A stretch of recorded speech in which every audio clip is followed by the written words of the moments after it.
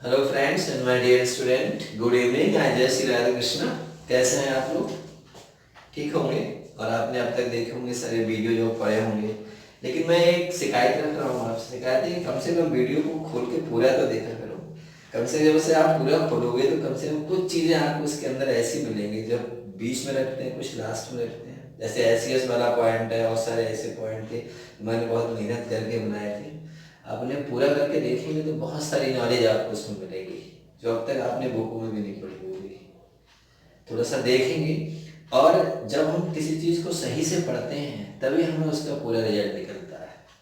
हम आपके लिए बहुत मेहनत करते हैं कि लगे हुए हैं आपकी पढ़ाई भी हो पाई, और आप थोड़ा उसे ये नहीं खोला और 1 मिनट चलाया फिर अपनी वीडियो फिल्म देखने लगे, ये सब कुछ करने लगे। इन सब चीज़ें थोड़ा अलग हट के आइए, क्योंकि हमारे पास समय बहुत कम है।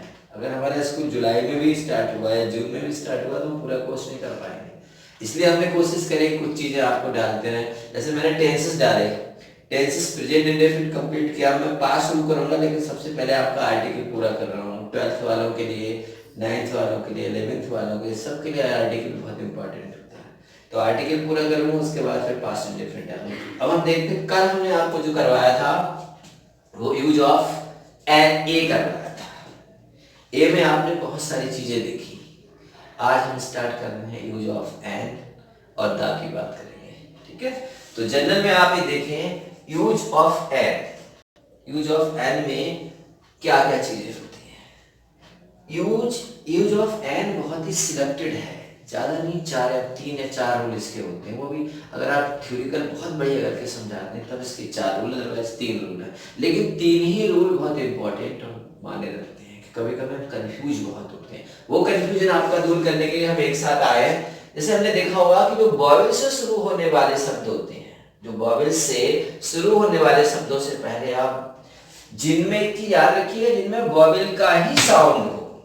ये नहीं कि वॉवेल से स्टार्ट हो लेकिन वॉवेल का साउंड नहीं है तो आप नहीं लगा सकते। वॉवेल का साउंड होना चाहिए। जो शब्द वॉवेल से पहले होने वाले शब्दों से पहले जिनमें वॉवेल का ही साउंड हो, यानी ए ई आई ओ यू का साउंड हो, तभी आप इन्हें, मतलब हमारे पास ए ई आई ओ तो वॉवेल होते हैं, इनका साउंड अगर है तभी हम इसके आगे एन का यूज कर सकते हैं, अदरवाइज नहीं। आप यहां देख सकते हैं an elephant, an ass, an orange, an umbrella. देखो साउंड आप देखिए, एलिफेंट ई का साउंड है, हिंदी का वॉवेल देखिए एस ए का साउंड है, ऑरेंज ओ का साउंड है, अम्ब्रेला आ का साउंड है, देख सकते हैं आप। एन इंक पॉट छोटी का साउंड है। और एग्जाम्पल हमने आपको लिखा, बहुत सारे एन आउल आ जाएगा, एन आंट आ जाएगा, बहुत सारे और भी हैं जो सारी चीजें तो नहीं दिखाई जा सकती, लेकिन इतनी बात से आप समझ गए होंगे कि साउंड क्या है। जैसे दिस इज एन अम्ब्रेला, हमने एक एग्जांपल भी आपको लिख दिया, और ये बहुत ही जनरल और सिंपल रूल है जिसे आप एक बार अगर रिवीजन करेंगे तो पूरा करें। यानी ऐसा नहीं कि वॉवेल से शुरू होने वाले शब्द बोलते, वॉवेल से शुरू होने वाले शब्दों का रोल नहीं है यहाँ पर। वॉवेल से शुरू होने वाले शब्दों के साथ साथ वॉवेल का साउंड का होना भी कंपलसरी है। अगर वॉवेल का साउंड नहीं है तो वॉवेल से शुरू भी सेंटेंस हो रहा है तब भी उसका कोई रोल नहीं है, तो आप उसके आगे नहीं लगा सकते। वॉवेल से शुरू हो रहा है और उसके आगे यूज कर सकते हैं आप, तभी आप उसके आगे, वॉवेल से शुरू हो रहा है और वॉवेल का साउंड भी है उसके अंदर। जैसे देखा आपने, ये सारे रूल्स लिखे हुए हैं। अब नंबर 2 पे आते हैं, जिन शब्दों में एस साइलेंट रहता है, मतलब सेंटेंस या कोई भी वर्ड है स्टार्ट तो एच से होता है लेकिन एच उसमें साइलेंट हो जाता है, और जब एच साइलेंट हो जाता है तो वॉवेल का साउंड उसमें से निकलता है। एच साइलेंट होने के बाद उसमें वॉवेल का साउंड निकलता है, तब हम एन का यूज करते हैं। जैसे आप देख सकते हैं एन ओवर, हॉवर नहीं है, एन ओवर है, ओवर।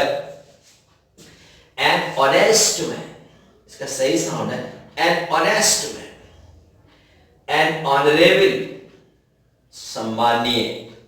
एन ईयर, इसे बोलते हैं हम उत्तराधिकारी, वारिस, ठीक है। इन सबके आगे एन का ही यूज कर सकते हैं, एन का ही यूज करना है और आपको कुछ नहीं करना, क्योंकि इनमें साउंड, एक चीज देखिए मैंने इसमें लिखा है, साइड में दिखाई दे रहा होगा आपको, एन हिस्टोरिकल, एन होटल। ये 2 शब्द ऐसे हैं जिनके आगे भी एन लगता है लेकिन इनकी कंडीशन अलग होती है। इनकी कंडीशन अलग ये होती है कि यहाँ तो एच साइलेंट है, लेकिन यहाँ हिस्टोरिकल में या साइलेंट में यहाँ पर इस शब्द का यूज ही नहीं किया जा सकता, इसका प्रोनाउंसिएशन ही हिस्टोरिकल प्लेस होता है।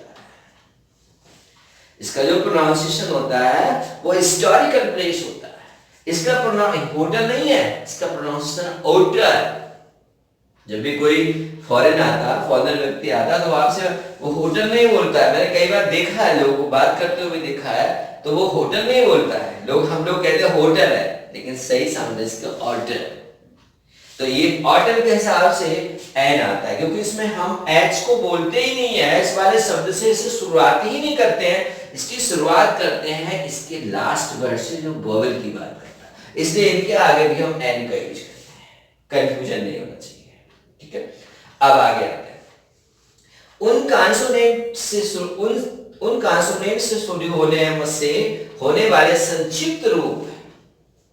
ऐसे शब्द होते हैं जो कॉन्सोनेंट से शुरू होते हैं, कॉन्सोनेंट से शुरू होने वाले जो संक्षिप्त रूप होते हैं, जिनका प्रोनाउंसिएशन वोवेल के समान हो। मतलब जो प्रोनाउंसिएशन होता है वो वोवेल का होता है। स्टार्ट तो कॉन्सोनेंट से होते हैं, जिनका जो प्रोनाउंसिएशन है वोवेल के समान होता है। हिंदी का स्वर, यानी हिंदी का स्वर निकलना चाहिए उसमें। हिंदी का स्वर अगर निकलेगा तभी आप करेंगे कॉन्सोनेंट से यहां पर एक लिख सकते हैं आप, शुरू होने वाले, कॉन्सोनेंट से होने वाले जो शुरू होने वाले शब्द जो होते हैं उनसे वर्ड ऑफ एब्रिविएशन होता है। उसमें जो है क्या करें, इनमें प्रोनाउंसिएशन जो है वोवेल के समान है, वोवेल का साउंड हो, वोवेल के समान प्रोनाउंसिएशन निकलता है। उनसे पहले भी एन का यूज करते हैं। जैसे आपने देखा होगा MLA, member of legislative assembly, पता ही होगा। एमए में देखिए आप एमएलए, एम में साउंड है एम का, हिंदी का वोवेल है। ऐसे एलएलबी में देखिए साउंड एल का है, हिंदी का वोवेल है। एसडीओ में साउंड किसका है, एस का है, हिंदी का वोवेल है। एनएसएसपी में साउंड किसका है, एस का साउंड है, हिंदी का वोवेल है। ऐसे एमएलए में, एमए में एम का साउंड है, ए का है, हिंदी का वोवेल है। ऐसे एमबीए में भी देख सकते हैं। लेकिन यहां जो दिखाई दे रहा है, कोई ये बात पूरी तरीके से नहीं कह सकता। कोई कहते, कुछ कहते बताते भी हैं कि वर्ड्स और एब्रिविएशन आल के सबके साथ एन लगा दो, लेकिन ऐसा नहीं है। यहाँ पर साउंड वोवेल का नहीं है। बीए के आगे आप एन नहीं लगा सकते, आप एन लगाएंगे तो आपका गलत होगा। उसके आगे बीए में, क्योंकि बी का साउंड है, और जब बी का साउंड है तो कभी भी आप इसके आगे एन नहीं लगा सकते। ऐसे बीबीए में भी देखिए बी का साउंड है, डीएम में डी का साउंड है, तो यहां पर आप एन नहीं लगा सकते। अगर ये लगा हुआ है तो ये आपको गलत है। तो इस तरीके से आप समझ सकते हैं कि हम वर्ड्स और एब्रिविएशन से स्टार्ट होने वाले वर्ड से पहले जिनमें हिंदी के वोवेल का साउंड हो, वहीं पर हम एन का यूज करते हैं, अदरवाइज हम एन का यूज नहीं कर सकते। क्लियर हुआ? एक बार फिर समझ सकते हैं कि यूज ऑफ एन मीन क्या है कि वोवेल से शुरू होने वाले ऐसे शब्द जिनमें वोवेल का साउंड हो, स्टार्ट भी वोवेल से हो रहा है, वोवेल का साउंड हो, आप एन का यूज करेंगे। एग्जांपल आपके सामने है। और जिन शब्दों में एस साइलेंट होता है लेकिन उनका साउंड क्या होता है, एस साइलेंट होता है लेकिन उन्हें उनका साउंड जो है वो वोवेल का होता है, उससे उनके आगे एन का यूज करते हैं। और कॉन्सोनेंट जो संक्षिप्त से एब्रिविएशन वर्ड प्रोनाउंसिएशन वाले वर्ड्स होते हैं उनमें भी हम एन का यूज करते हैं। ठीक है, तो ए का यूज हमने देखा, एन का यूज देखा, और मैं मानता हूं कि आप समझ गए होंगे। Thank you.